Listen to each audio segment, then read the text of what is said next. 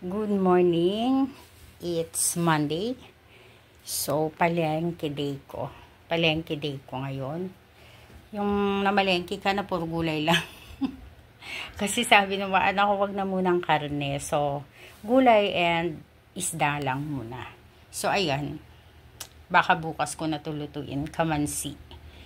So, ngayon siguro lulutuin ko ito kasi slice na siya, no? Slice na siya. And, syempre, magtito tayo isda. And, ayan pa.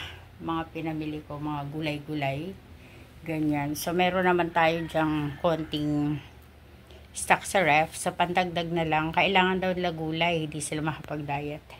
And, of course, nakakita tayo ng halaman. Nice. Diba yung halaman na ganyan?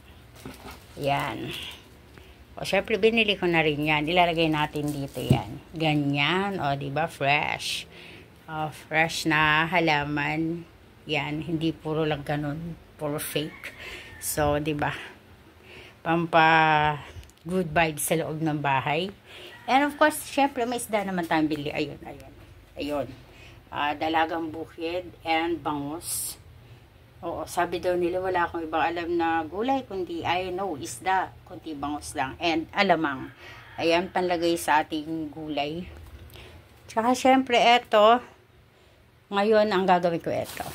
Yan. Ito. So, hindi ko pa alam kung anong kalalabasan. Basta yan ang gugulayin ko ngayon. So, gawin nga natin tong halaman na to. At syempre, meron din tayong nabiling ganyan. Oh, di ba?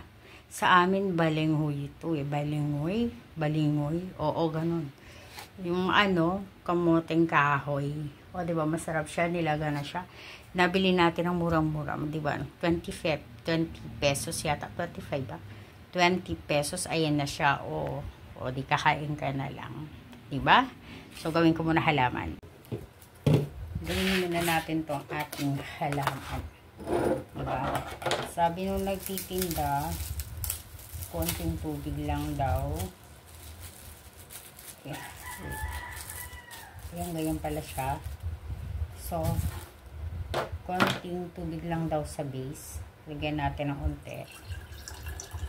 Kasi hindi daw pwede marami. Mamamatay daw. Gamay mo. So, buhay naman na siya, oh. Ayan ba? May tali ba to? Oo nga, may tali, no? So, paano to? Tatanggalin. Ha? Tatanggalin ko ba yung tali? Yata. Tatanggalin natin. Alangan naman nakaganyan siya, di ba? Alangan naman nakatali siya. Okay. Matay na yata. Mga ugat-ugat niya. Ayan. Oo, may tali siya eh. So, hindi siya, tao. Ganun pala talaga siya. Hindi pala talaga siya, So, ganyan.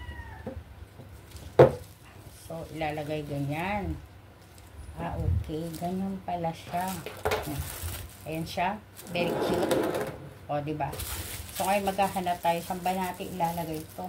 Kaso nga naman ito. Oo, totoo. Hindi ako mahilig maghalaman. Hindi ako sanay maghalaman talaga. Feeling ko, parang di siya nabubuhay pag akong humawak. Oo, diba? Mainit ang kamay ko.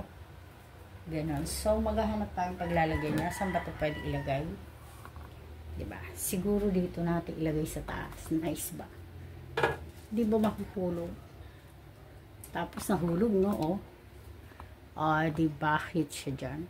Kasi para wala na akong paglagyan, So, gawin na lang natin.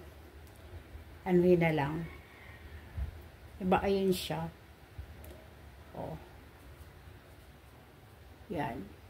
Parang okay naman siya dyan. Diba? So, wala na tayong paglagyang iba. So, ayun ang ating halaman. Then, magliligpit na tayo ng ating mga pinamili for today's video. Mamaya magbablog din ako pag nagluto ako. Ginawa ko lang to para, di ba, makita niyo naman ang ginagawa ng mamay ni Kid. Sige na. Bye-bye!